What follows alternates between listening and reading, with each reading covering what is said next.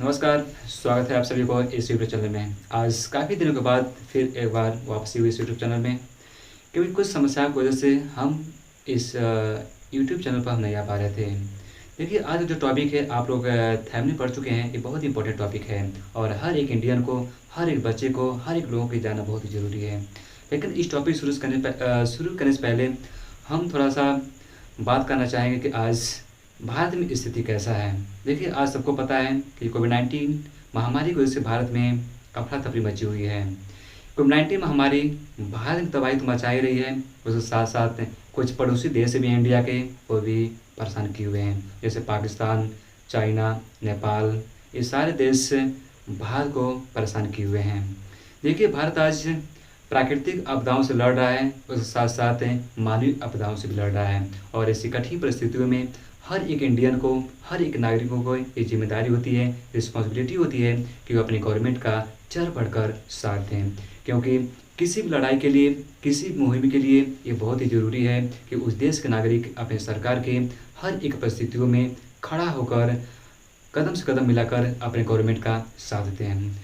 देखिए, कुछ दिन पहले चाइना और इंडिया के सैनिकों में झड़प हो गई थी और उस झड़प में लगभग 20 सैनिक हमारे मारे गए थे और वे ऐसे सैनिक थे जो रात दिन अपने देश की रक्षा के लिए, अपने देश के संप्रभुता के लिए और अपने देश के मिट्टी के लिए वह उस बॉर्डर पर शहीद हो गए। और अभी कुछ दिन पहले यानी 2 जुलाई 2020 में एक मुठभेड़ में लगभग हमारे 8 पुलिस शहीद हो गए।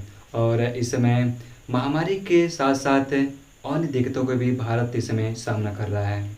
तो देखिए, आज का जो टॉपिक है, ये टॉपिक कुपोषण पे है, क्योंकि आज के जिस तरह से भारत में कुपोषण जैसे खतरनाक बीमारी फैल रही है, ये काफ़ी चिंता कर देने वाली है। एक आंकड़े के मुताबिक भारत में आज 14.5% लोग कुपोषण जैसी खतरनाक बीमारी से शिकार हो चुके हैं। देखिए, हम पिछले वीडियो में बताए थे कि भारत में हर साल 670 लाख टन भोजन बर्बाद हो जाता है, जिसका कीमत 962 करोड़ होता है। यदि उस भोजन को हम बर्बाद करने से हम रोक लें, उसको कंट्रोल कर दिया जाए, तो आज जो 14.5% जो लोग कुपोषण जैसे खतरनाक बीमारी से ग्रसित हैं, इनको बचाया जा सकता है।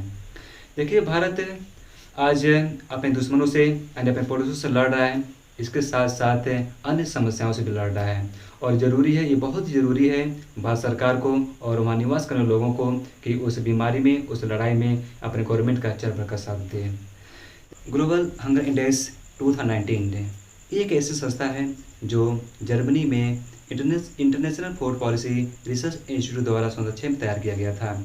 ये एक ऐसी संस्था है जो किसी भी देश के खान पान के बारे में विस्तार से जानकारी हमें देती है और ये संस्था 0 से लगाए 100 तक के अंक को देती है और जिस देश के अंक सबसे कम होता है वह देश उतना ही बेहतर स्थिति में रहता है और जिस देश का अंक सबसे अधिक होता है और उतना ही खराब स्थिति में रहता है। देखिए, ग्लोबल हंगर इंडेक्स 2019 को जो अंक है, जो इसका अंक है, स्कोर है, इसको हम 5 भागों में बांट सकते हैं। पहला है 0 पॉइंट से लेके 9.9 तक जो कंडीशन होता है बहुत ही सही निम्न स्थिति में होता है और 10 पॉइंट्स से लगाए 19.9 तक संतुलित स्थिति रहता है और 20 पॉइंट से लेकर 34.9 तक गंभीर स्थिति होता है और 35 पॉइंट से लेके 50 पॉइंट के स्कोर तक चिंताजनक स्थिति रहता है और 50 से लगाए 100 तक स्कोर बीच में अति चिंताजनक स्थिति होता है। देखिए, जो भारत का जो स्थिति है ये 34.9 के बीच में आता है, जो काफ़ी चिंता कर देने वाली आंकड़े हैं। देखिए, जो कुपोषण जो बीमारी है ये छोटे बच्चों में बहुत ज़्यादा फैलती है और ये बीमारी जन्म से पहले और जन्म के बाद भी फैल सकती है। ये 6 महीने से लगाए 3 साल तक के बच्चों के बीच में काफ़ी तेज़ी से फैलना शुरू हो जाती है। देखिए, कुपोषण की वजह से ही सन 2018 में लगभग 8,82,000 बच्चे कुपोषण की वजह से ही मारे गए थे। क्योंकि जिस तरह से भोजन बर्बाद हो रहा है हम पहले बता चुके हैं, अगर उसको रोक दिया जाए तो स्थिति काफ़ी सही हो सकती है। भारतीय सरकार का एक टारगेट बनाई हुई है। टारगेट ये है कि सन 30 तक जो रैंकिंग है ग्लोबल हंगर इंडेक्स का वहाँ पर 0 तक ला दिया जाए। लेकिन जिस तरह से आज भारत का जो रैंकिंग है वो लगातार गिरती चली आ रही है। देखिए सन 2014 में भारत का ग्लोबल हंगर इंडेक्स का जो रैंकिंग था वह 55वें स्थान पर था।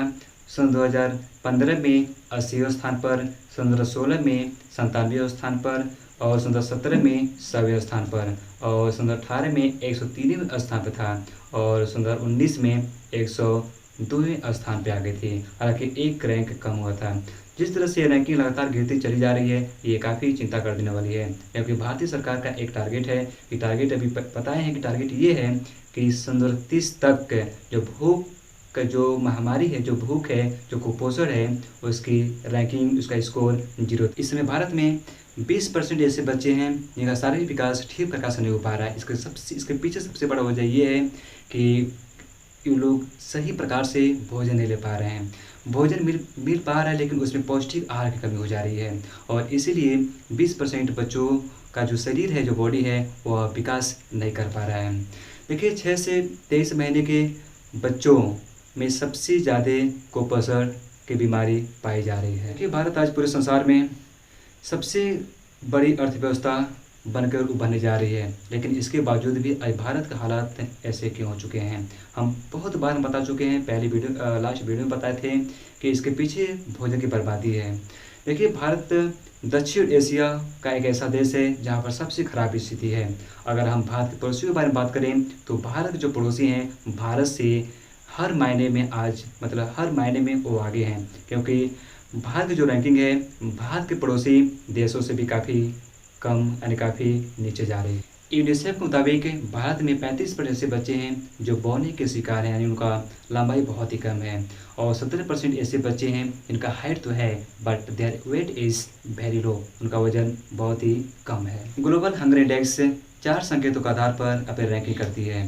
पहला है अंडर नूरिशमेंट, दूसरा है चाइल्ड वेस्टिंग, तीसरा है चाइल्ड स्टार्टिंग, और चौथा है चाइल्ड मोर्टेलिटी। यानी कुछ ऐसे बच्चे होते हैं जिनका हाइट तो रहता है लेकिन वज़न कम रहता है, और कुछ ऐसे बच्चे होते हैं जो वज़न तो उनका रहता है लेकिन उनका हाइट कम रहता है, और कुछ ऐसे बच्चे होते हैं जो भोजन की वजह से, भोजन कमी की वजह से वो मर जाते हैं, और कुछ ऐसे बच्चे होते हैं जिनके भोजन में काफ़ी कम मात्रा में पोषक तत्व पाए जाते हैं। ये सबसे बड़ी वजह है। भारत में कुपोषण की वजह से ही 10 से 15% तक जो माइंड का जो IQ होता है वह कम हो जाता है, और कुपोषण की वजह से ही जब वो बच्चा विद्यालय में जाता है तो अध्यापक द्वारा उसे उपेक्षित किया जाता है, उसके साथ बुरा व्यवहार किया जाता है। और यही कारण है कि चूँकि जो भी बच्चे कुपोषण जैसे खतरनाक बीमारी से शिकार हैं वे विद्यालय जाना पसंद नहीं करते हैं। देखिए यदि हम ग्रामीण क्षेत्रों में बात करें तो ग्रामीण क्षेत्रों के बच्चों में यानी 5 बच्चों में केवल 1 बच्चों को ही सही प्रकार से भोजन मिल पाता है, और आप समझ सकते हैं कि आज शहर की अपेक्षा ग्रामीण क्षेत्रों में कितना दयनीय स्थिति हो चुका है। 6 से 23 महीने की उम्र के 44% बच्चों को भोजन के दौरान पर्याप्त मात्रा में सब्जी एवं फल नहीं मिल पाता है। कारण ये है कि भारत में हर साल 12 लाख टन फल एवं 21 लाख टन सब्जियां बर्बाद हो जाती हैं। भारत में 59% यानी 59% ऐसे बच्चे हैं जिनको हर रोज़ यानी समय से दूध, दही, अंडा, मछली ये सब कुछ नहीं मिल पाता है। यही कारण है कि भारत में 15% ऐसे बच्चे हैं जो जिनका उम्र बहुत ही कम है, वे बहुत ही जल्दी थक जाते हैं। और भारत में 6 महीने से कम की उम्र में 5 में से 2 ऐसे बच्चे हैं जिनको अपने माँ का दूध नहीं मिल पाता है। यही कारण है कि आज पूरे विश्व में जो आर्टिफिशियल जो मिल्क है, जो बनावटी जो दूध है, उसका बिक्री 41% तक बढ़ चुका है। देखिए आज माँ अपने बच्चों को समय से दूध नहीं दे पाती हैं। कारण ये है कि आज जो माँ हैं वे लोग इतने कार्यों में व्यस्त हो जाती हैं कि वे लोग अपने बच्चों को समय नहीं दे पाती हैं। वही कारण है कि आज जो कुपोषण का जो महामारी है, जो बीमारी है, वह खास तौर से छोटे बच्चों में बहुत तेज़ी से फैल रहा है। क्योंकि शुरुआती में किसी बच्चे के लिए उसकी माँ का दूध बहुत ही उत्तम माना जाता है, बहुत ही सही माना जाता है, लेकिन वही माँ अपने बच्चों के लिए समय से दूध देने में असमर्थ हो जा रही हैं। अगर हम पूरे विश्व में बात करें तो 5 साल से कम उम्र के बहुत सारे ऐसे बच्चे हैं जो कुपोषण जैसे खतरनाक बीमारी से ग्रसित हो चुके हैं, जिसकी संख्या लगभग 70 करोड़ आंकी गई है। भारत में 5 साल से कम उम्र के 20% 8 पॉइंट बच्चों में वजन काफ़ी कम है। जितना वजन निर्धारित किया गया है उस वजह से काफ़ी कम हो गया है। एक आंकड़ा बताता है कि आज भारत में जितना खराब स्थिति कुपोषण की वजह से है, उतना पूरे दक्षिण एशिया में किसी भी देश में नहीं है। देखिए, आज भारत में एक आंकड़ा ये बताती है कि महिलाएं पुरुषों की अपेक्षा ज़्यादा कुपोषण जैसे खतरनाक बीमारी से शिकार हो चुकी हैं, क्योंकि आप सभी को पता है कि जब भी परिवार में मतलब भोजन के दौरान हर एक सदस्य को भोजन करने के बाद सबसे लास्ट में महिलाएं आती हैं। इसीलिए आज पुरुषों की अपेक्षा महिलाएं कुपोषण जैसे खतरनाक बीमारी से ग्रसित हो चुकी। और जिन बच्चों के माता पिता एजुकेटेड नहीं हैं, शिक्षित नहीं हैं, उनके बच्चों का वेट बहुत ही कम हो चुका है, क्योंकि उनको पता ही नहीं रहता है कि किस तरह के भोजन बच्चों को दिया जाता है। आज शहर की अपेक्षा ग्रामीण क्षेत्रों में काफ़ी ज़्यादा बच्चों को प्रभावित कर रहा है। देखिए, अनुसूचित जनजातियों में 28% बच्चे इसका शिकार हो चुके हैं और अनुसूचित जाति में 29%, पिछड़ी जाति में 20% और ग्रामीण समुदाय के 21% बच्चे इस खतरनाक बीमारी से ग्रसित हो चुके हैं। वर्ल्ड बैंक इस खतरनाक बीमारी का तुलना ब्लैक डेथ से किया है, क्योंकि एक बार यूरोप कॉन्टिनेंट में यूरोप महाद्वीप में ये बीमारी की वजह से, कुपोषण की वजह से ही लगभग 1/3 संख्या मर गई थी।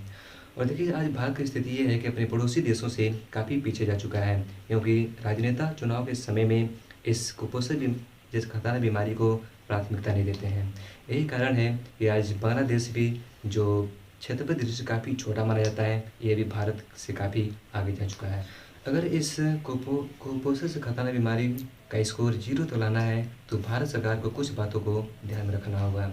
जैसे इस कुपोषण जैसे खतरनाक बीमारी को, यानी इस भूख को एक आपातकाल समझकर लेकर चलना चाहिए और इंडियन गवर्नमेंट को अपने पॉलिसी में यानी अपनी नीतियों में बदलाव लाना चाहिए और खुद राज्य सरकार की जिम्मेदारी नहीं बल्कि केंद्र सरकार को जिम्मेदारी लेकर चलना चाहिए इस बीमारी को कंट्रोल करने के लिए। शिक्षा जैसे गंभीर स्थितियों को लेकर central government and state government को दोनों मिलकर एक साथ काम करना चाहिए, क्योंकि जिस राज्य में लोग अशिक्षित हैं, शिक्षित नहीं हैं, वह राज्य आज गरीबी को झेल रहा है। और जैसे उत्तर प्रदेश और बिहार 2 ऐसे राज्य हैं जहाँ पर शिक्षा की कमी होने के कारण ये राज्य काफ़ी गरीबी को झेल रहा है। और यदि हम केरल और मिजोरम की बात करें तो ये 2 राज्य ऐसे राज्य हैं जहाँ पर पूर्ण रूप से शिक्षित होने के कारण यहाँ पर भुखमरी की जो संख्या है काफ़ी नीचे है, काफ़ी कम है। और स्टेट तथा सेंट्रल गवर्नमेंट को इस समस्या को लेकर काफ़ी चिंता करनी चाहिए और मिड डे मील तथा मनरेगा को लेकर भी उन्हें चिंता करना चाहिए, क्योंकि जब दोनों सरकारें यानी स्टेट एंड सेंट्रल गवर्नमेंट इस पर फोकस करेंगी तो मनरेगा के माध्यम से ग्रामीण क्षेत्रों में पैसा पहुँच पाएगा और मिड डे मील के जरिए जो बच्चे हैं, जो 5 साल से कम उम्र के बच्चे हैं, उन्हें पूर्ण रूप से पोषण भोजन पहुंच जाएगा। इसलिए दोनों गवर्नमेंट को इस दोनों बिंदुओं पर फोकस करना चाहिए, चिंता करनी चाहिए।